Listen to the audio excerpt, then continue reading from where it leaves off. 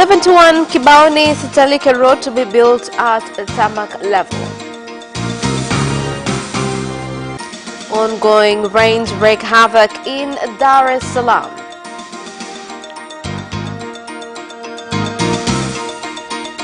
And in sports, more than 200 people from different parts of the world to participate in the 2019 October Festival.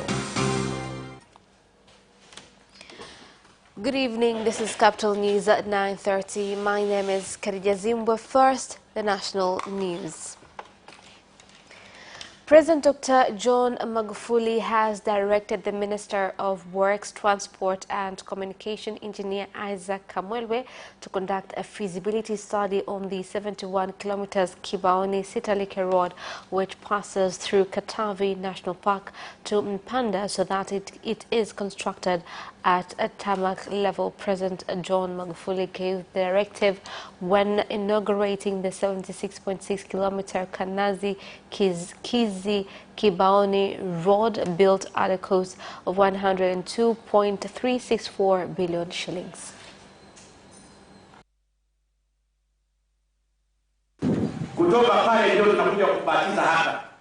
This is just a small remaining part, and I want to assure you that we will finish because the money is there. If the corrupt are returning money, how can we not finish this? All those with their areas should continue to remain with their areas. If they have a large area, then it's just their luck.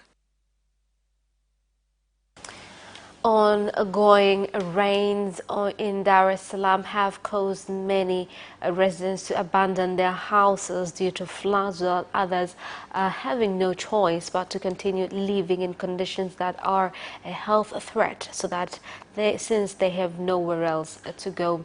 Residents living in flood-prone areas have called on the government to construct water systems as to allow water to flow out of such areas, with Tanzania Meteorology Authority calling on Tanzanians to prepare themselves for heavy rains.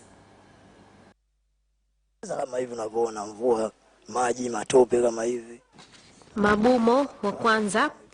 When it rains, our neighborhood is surrounded by stagnant water, mud. Sometimes people's things are carried away by water with nowhere to pass. If there are areas that they would locate for us to go, we are ready to go, even in Tandale. It is important, once alerts are given, to reach out to many people as possible and at the right time to prevent further damages and even death. This meeting is to reinforce good relationship between TMA and media with the aim of serving Tanzanians.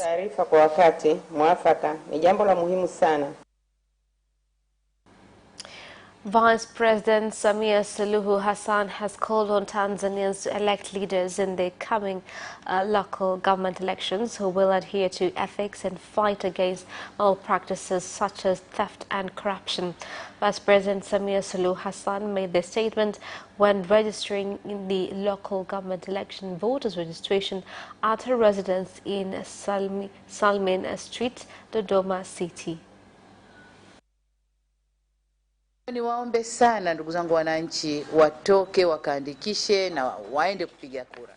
I ask the public to go out, register and vote.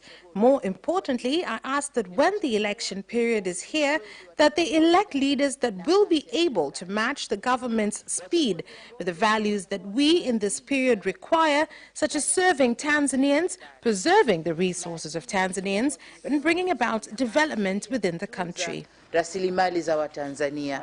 Kwa nini 900,000 sio 2.3? Kwa sababu the reason we are aiming for 900,000 and not 2.3 is because within the 2.3 there are children, non-voting groups that are not of age, and there are also those who are now of a voting age, and that is why we have that number.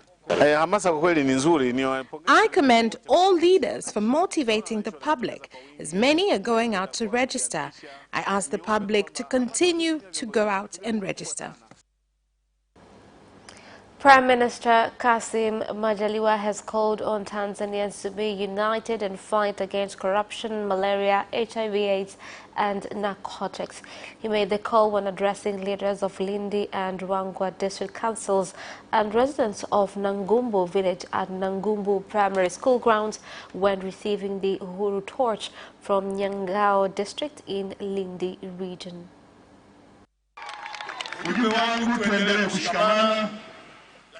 We should continue to be united, and we should also consider the message of the Freedom Torch given today, as well as recognize that we are now in the local government voters registration exercise so as to be able to vote in our streets, villages and wards, so that we can get good leaders.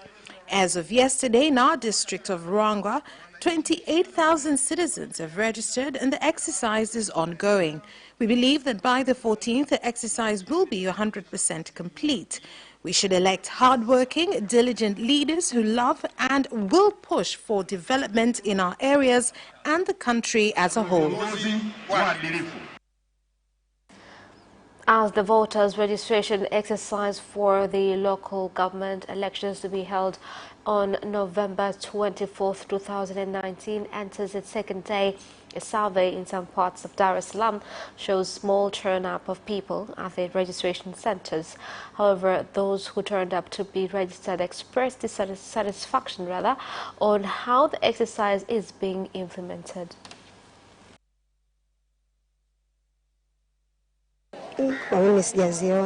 I have not witnessed any challenges yet. Not many people have showed up at the centers yet, but we are still catering for those who show up. Male have been leading in this exercise, especially those aged between 40 and above. Not many youth have participated in the exercise so far. I think it is best if the local government leaders will increase sensitization of this exercise.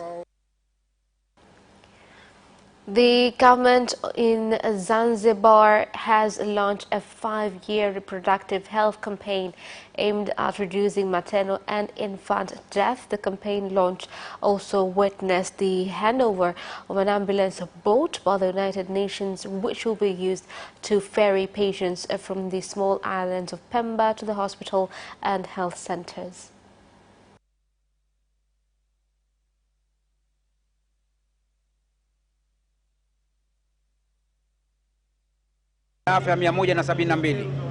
Although there are more health centers introduced in the Isles, but there are still some places which are prone to certain diseases like epilepsy during pregnancy.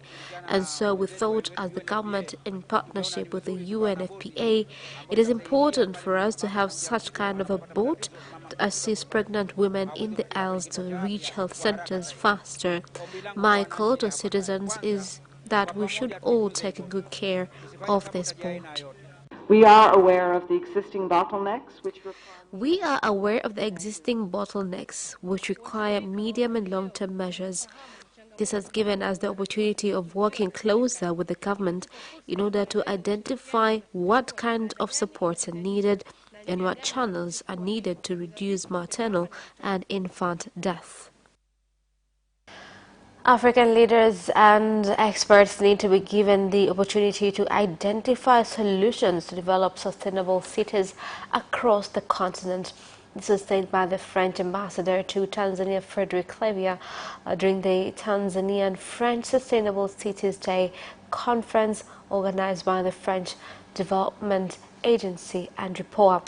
The summit brought together the public sector, business community, as well as civil society organizations. Summit is to identify solutions and opportunities to develop sustainable cities across Africa by giving the floor to African leaders and experts. This will be a concrete and inclusive summit bringing together the public sector, the business community, and the civil society actors. In view of this summit, RIPOA and the French Embassy organized today the first Tanzanian French Sustainable Cities Day, as to identify the main challenges and opportunities for setting up sustainable cities. As you might be aware, the fifth phase government is implementing the second 5-year development plan 2016-17 up to 2020-2021 under the theme Nurturing Industrialization for Economic Transformation and Human Development. Translation of this theme shows that the government clearly understands that the industrial-based economy. And that is the end of national news. International news follows shortly after the break.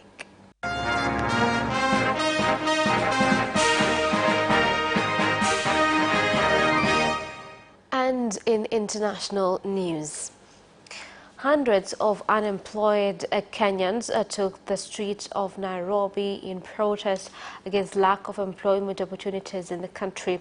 This comes a few weeks after media and companies in different sectors started laying off staff due to tax disputes with the Kenyan government. These crowds were later dispersed by the police, who used tear gas. 150,000 jobs against over 30,000 graduates from universities and colleges annually, which makes more than half of these graduates left unemployed each single year. The proportion of Kenya's youth to the population is among the highest globally, presenting the economy with a vibrant manpower if put to productive use. However, what graces our faces is destituteness Kenyans are experiencing after surprise letter citing redundancy, the latest case being Securex, a security firm.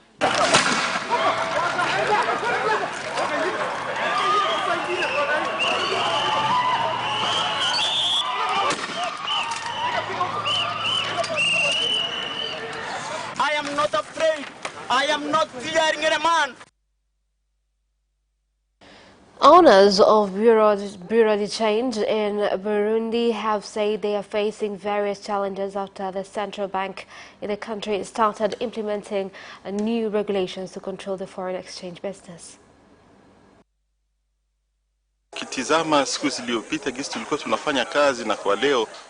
If you look at how we used to work in the past versus now, it is very different.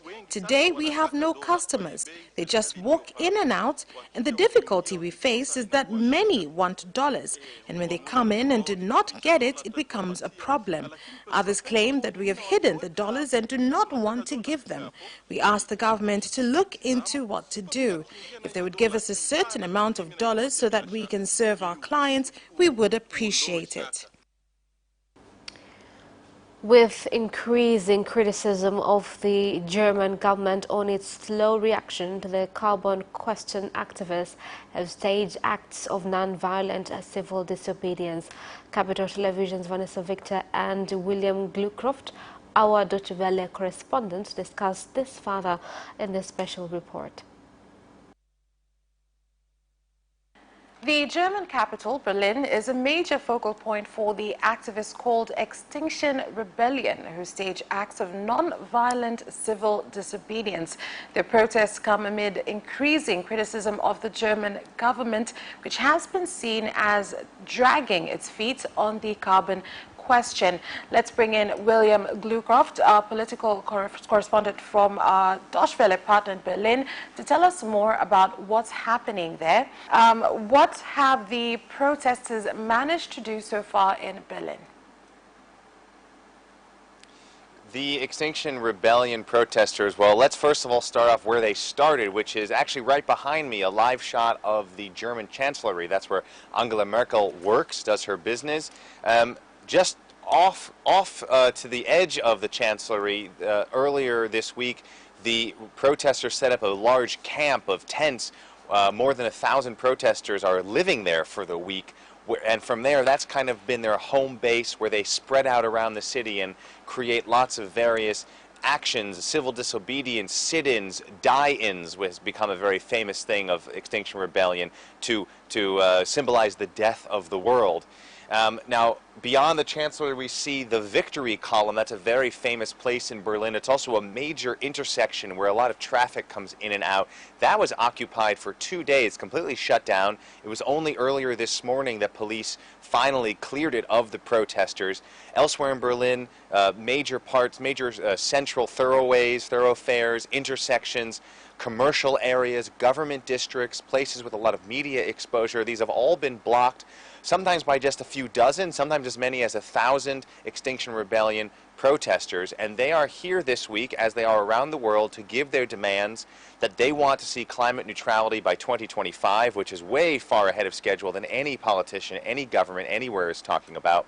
That they want the climate change treated as a crisis, as an emergency, and that they want a citizens' assembly created in countries where individual, ordinary people can help politicians and governments make decisions and find solutions. So that's just some of the things that have been happening this week around Berlin, especially in the center part of Berlin, where the most amount of visibility and the most amount of pressure on the government can take place.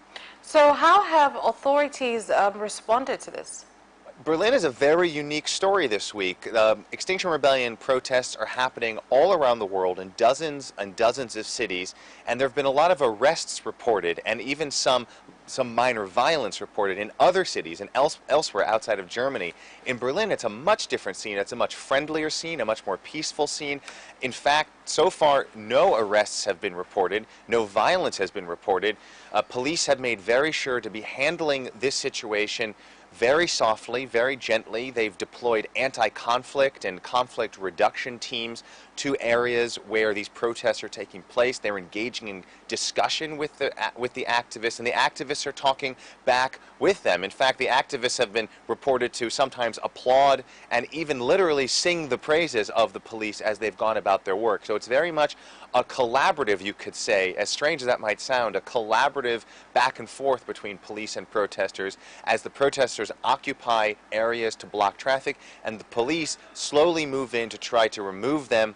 And eventually, over time, they do, but it takes a very long time and it takes a lot of negotiating with the activists. So, Chancellor Angela Merkel's cabinet has also today agreed on a new round of heavily criticized climate policies. What has the reception been of these policies, and what do these measures mean for Germany and Europe as a whole?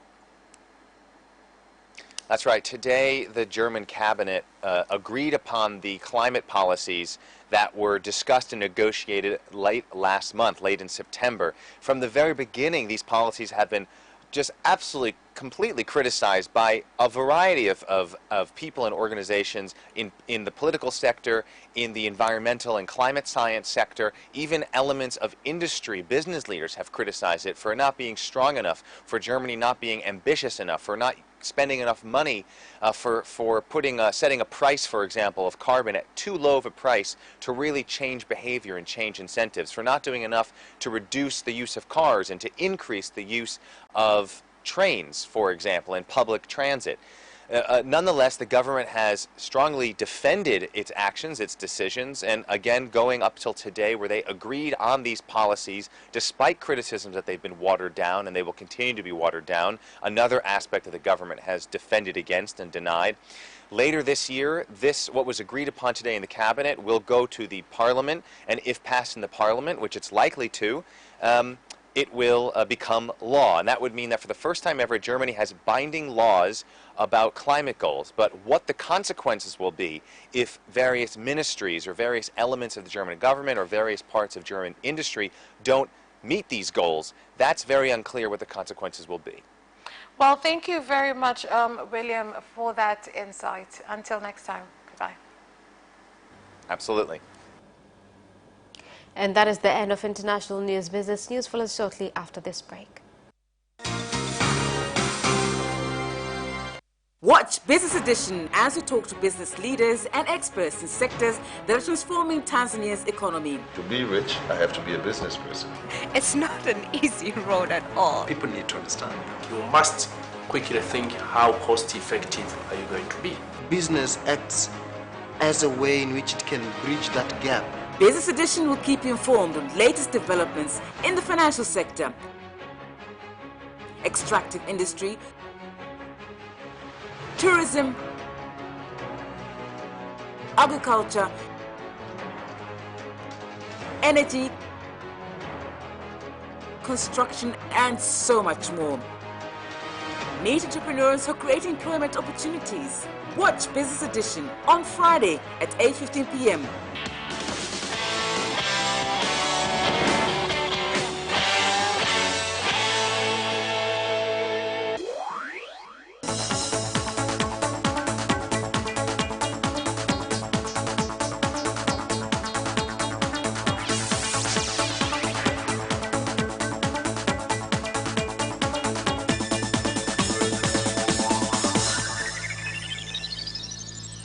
Welcome back, and in business news tonight.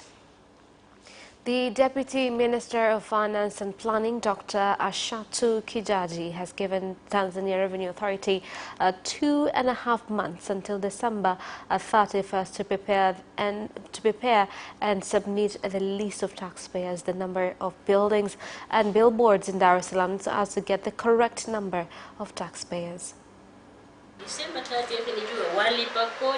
All taxpayers in Dar es Salaam region must be identified in building taxes and rent taxes as well, so that as we go into 2020, the president can say that I found the country at this point, and now the country has reached this point, and that is where we're heading.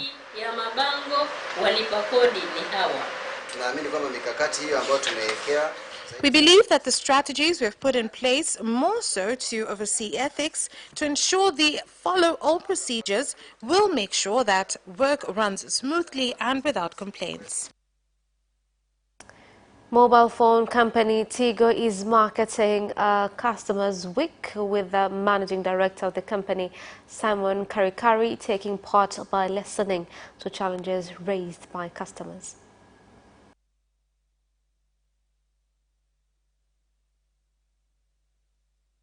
Our call center, we brought here all the management team, and we have two objectives. Get all the professionals who work in customer care and are front-facing to our customers. We also took the time to talk to some of our customers to say a big thank you for all your support to our business. Without our customers, we don't have a business. And as Tigo, we're a very innovative brand, so we focus on the quality of our service. As promised, we have many events happening this week, this being one of them where we operators. We will also go to shops to not only thank our clients, but also those who provide Tigo services to them. And that is the end of business news. Sports news follows shortly after the break. We'll be right back. Away first time, good start from Bolt. Bolt leading a moment of going away. Gay trying to go with him, and he's being dragged through the second place, but he's going to win it by 2 meters. Away first time, good start from Bolt. Bolt leading a moment of going away. Gay trying to go with him, and he's being dragged through the second place, but he's going to win it by 2 meters.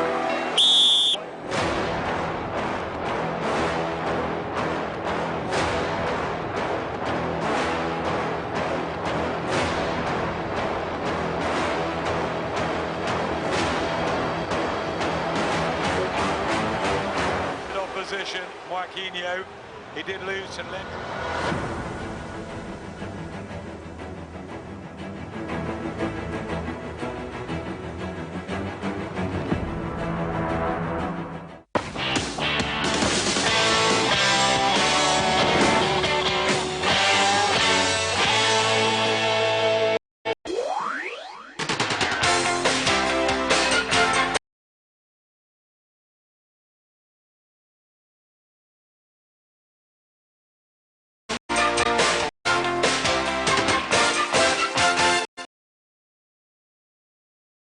News. More than 200 people from different parts of the world are scheduled to participate in the October Festival, which involves eating local food and drinking local drinks, taking place for the first time on October 11th. This year we are going to have Oktoberfest in Moshi to boost the Kilimanjaro region. Oktoberfest is the biggest beer and entertainment festival of the world. It's coming from Germany, It was founded 209 years ago, so it has more than 200 years of history, and more than 1 million people go to the Oktoberfest every year. So our idea was to cross cultures and make the Kilimanjaro region more alive. Bring another event. We have started with Kilifest some years ago, which was quite successful. We made the hotels full of people, made the town full of people, made the restaurants full. So now we come with another event, and we were thinking a long time how to include the local people. Coastal Union Football Club has complained to the league board against the only goal they considered against Young Africans in Premier League game over the weekend, saying it was not a goal.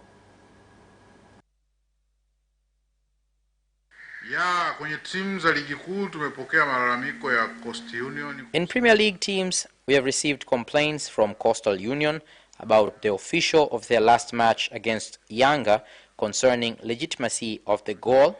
So the committee will meet after receiving the commissioners' and referees' report, which are already here. So they just have to arrange a meeting.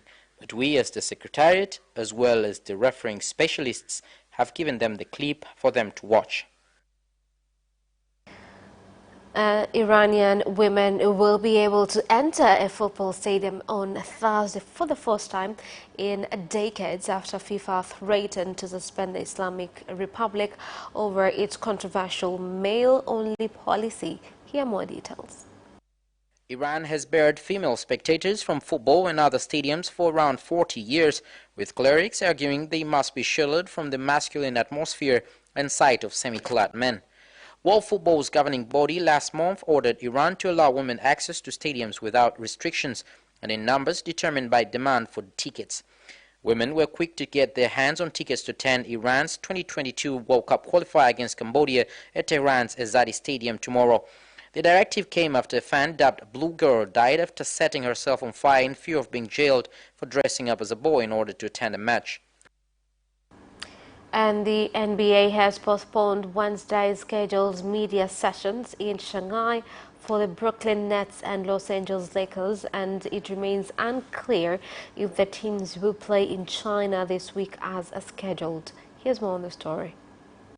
The teams were training in Shanghai on Wednesday, where at least 2 other NBA events in advance of the start of the China Games were called off as part of the ongoing rift that started after Houston Rockets general manager Daryl Morey posted a tweet last week that showed support for anti-government protesters in Hong Kong. Morey's tweet was deleted, and Rockets owner Tillman Fertitta said Morey does not speak for the organization. Joe Tsai, who recently completed his purchase of the Nets and is a co-founder of Chinese e-commerce giant Alibaba, has said the damage to the NBA's relationship with China will take a long time to repair. And that sports item ends our news bulletin for tonight. My name is Khadija Zimbwe. Thank you for watching and good night.